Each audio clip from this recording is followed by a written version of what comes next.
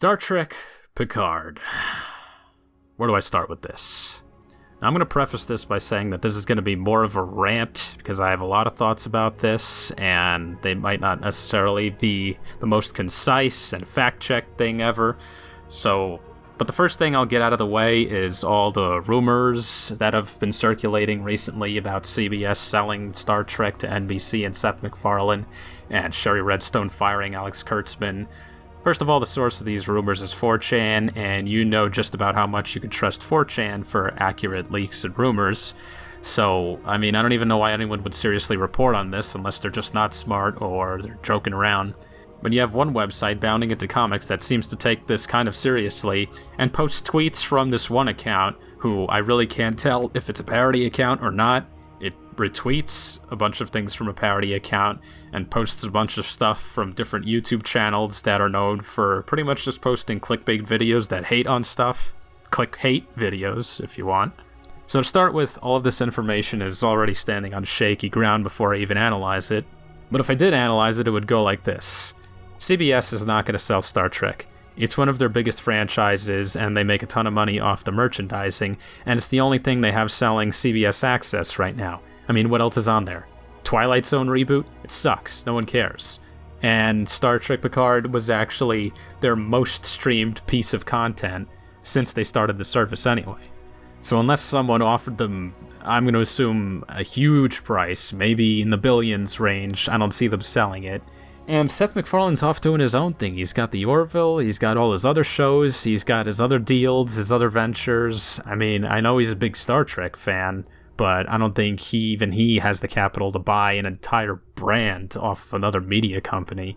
It just doesn't seem that plausible. Would I like it to be true? Sure. I'd like Seth MacFarlane to have the rights. I think he would do the franchise justice. He's done Orville justice, and that's his own thing.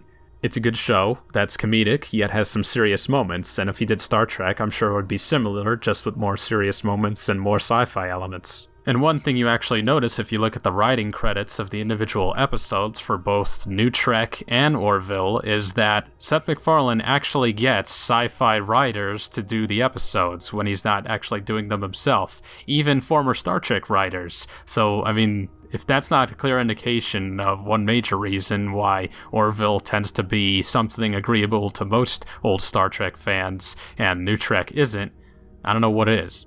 And on the firing of Kurtzman, I'm fairly certain that they signed a huge deal with Kurtzman, or in the very least his production company's secret hideout, a multi-year deal, multi-million dollars, and they still have all of these shows in production, some of which I think are going to come out soon, at least the animated one. Picard is airing now, Discovery Season 3 is on its way, so, if they were going to cut it off suddenly, then what? Just get somebody else? Can they really just break a contract like that? I don't think so. I wish they could, and for the life of me, I seriously don't know why people keep hiring Alex Kurtzman. This man is a franchise killer. He killed Amazing Spider-Man. He was the writer on Amazing Spider-Man 2. Killed. Done. Sucked. And he was the writer, and I think director, on the Mummy movie with Tom Cruise, which was supposed to kick off the Dark Universe. Killed, because it sucked. He is a franchise poison. Stop hiring him thinking that he's going to do good for your brand. He may have big ideas, but that's it. No know-how with which to execute them properly. So let me get into the issues I have personally with the show so far. I've watched the first 3 episodes, probably won't go any further because of how disappointed I've been. The last time I talked about it was when they released the first trailer for Picard, and they put all the member berries in the trailer, so of course I was going to say, oh yeah, it looks pretty good, it might be interesting, might be a return to form, at least that's what they're hinting at. That's kind of the same thing that they try to hint with Discovery Season 2, but again, it's Kurtzman Trek, you know what you're getting into.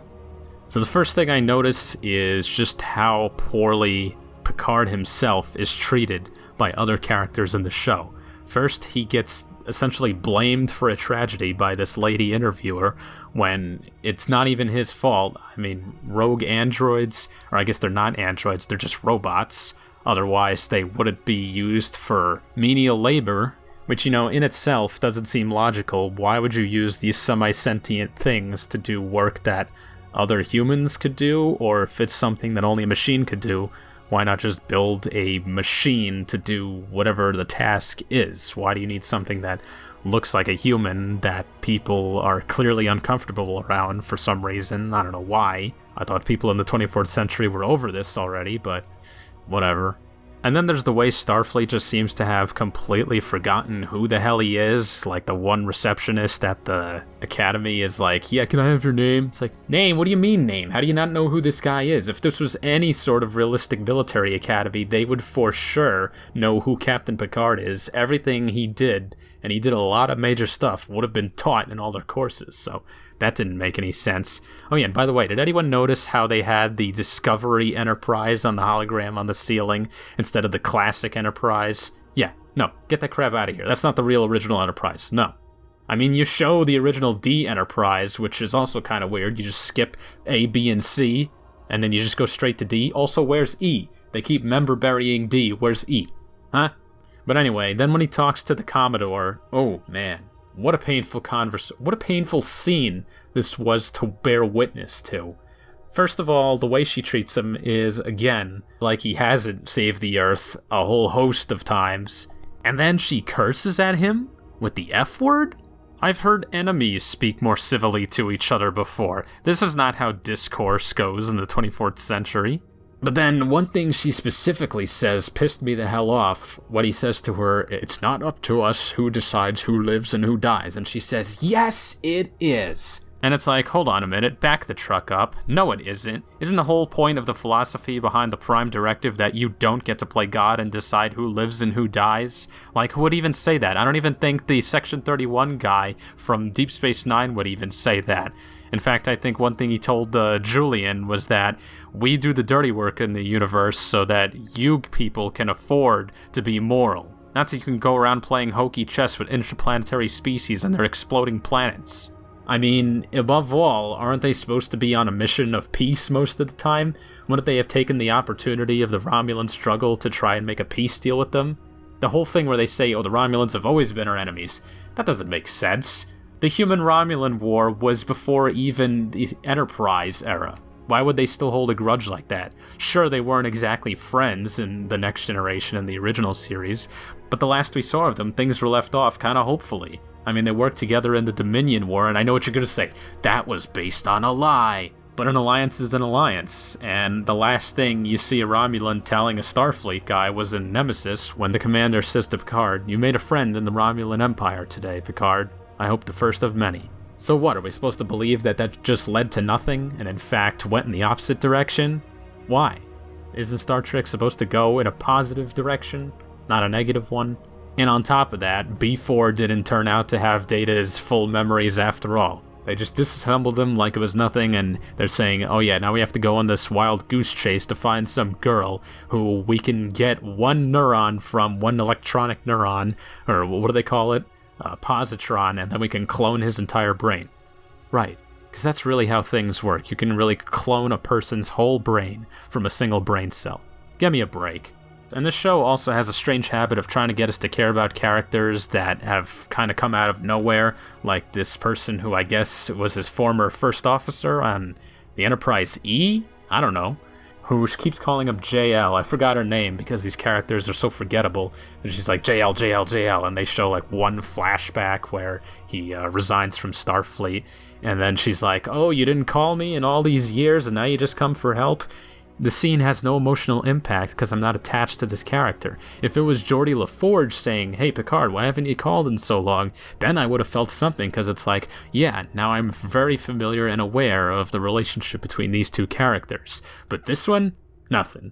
And then the whole thing about the girl Daj and Soji being, I don't know, Picard's daughter, Data's daughter, both their daughters, I don't know. And her being the chosen one now. Of course, we have to have another chosen one story. It just seems like very artificial ways of getting us to care about her when we really know nothing about her. We don't know what she's like. If they would have just left those reveals for the end of the season, then maybe it would have had some impact. But right at the start, I'm like, yeah, okay, totally believe you. Really don't care. It just doesn't get to me. None of it gets to me. It's all just remember this, remember that. And you can't just do that and expect everyone to be on board. It just doesn't work like that. What else is illogical? The whole thing with the Mars shipyards, first of all, why would their defense grid consist of like 1 million satellites in orbit right above the planet, equipped with death rays, and have them all be controllable by one single terminal hack. Does that sound secure to you? Does that even sound remotely logical from a military standpoint, from a science fiction standpoint, from even just a purely logical standpoint? It just seems very contrived for the sole fact that they wanted to make some kind of conflict with Picard and wanting to bring back an android, because now all synths are banned. And minor gripes I had, Romulans all look like humans again, like in the original series. I guess that's because they apparently wanted to show different ethnicities of Romulans, so they'll be the ones with the more intricate makeup, like there was in the Next Generation era, but I mean, they never said that in universe, and this is the first time I've heard of anything like that, so The few starships you see in the Mars shipyards, they all look like crap. Where's Ralph McQuarrie when you need him? Or Doug Drexler? And when they reintroduce Hugh, it's completely unceremonious. He just walks in and nothing. There's no reveal, no anything, he's just kind of there. And overall, the story that they're setting up about this girl being the destroyer of the Borg or the Romulans, or I don't know, it just doesn't appeal to me. I don't care, there's no investment in it. I mean, the least he could have done was bring back the Enterprise crew, then maybe I would have been on board for just that. But then Picard says when someone suggests to him, hey, you should get the old crew back, he's like, no, I wouldn't do that because they would be too loyal and put themselves in danger for me. And they're trying to make it sound like he totally wouldn't go there and do that again. And yet, in All Good Things from Next Generation, the first people he goes to for help is the old crew. So there's already been precedent set for that. Why would things be any different now? He even has the same mental problem that's going to kill him, I think. I think he had that in All Good Things. Which was also kind of weird to just watch him sit there and get told by his doc, hey, you're going to die. I hope space kills you first. How weird. So all in all, I just don't like the way they've treated Picard. I mean, Patrick Stewart is fine in the role. Of course he is. He is Picard.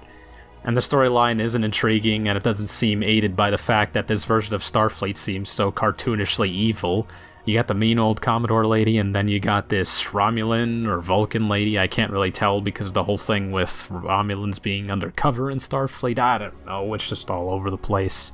And I really don't get where all of this fake online positivity for the show is coming from. People saying, oh, it's so amazing, it's so great. It's like, no? Have you watched Star Trek before? Even my dad didn't like it after he watched it, and he saw the original series when it first aired. He's the one who got me into Star Trek. I distinctly remember when I was really young, sitting down and watching reruns of The Next Generation when it was on TV in syndication. And watching Star Trek in general is what inspired my affinity for space and science fiction and astronomy and all those good things. So to me, it isn't just another movie or just another TV show, it's something big. It's something that's been ingrained in my psyche for decades now. And I'm not trying to say that new Star Trek should only be made for old fans, but in the very least, it should have in it what got us old fans to like it so much. There's gotta be something wrong when you have someone like me who nearly tears up at the end of almost every episode of Next Generation of Deep Space Nine.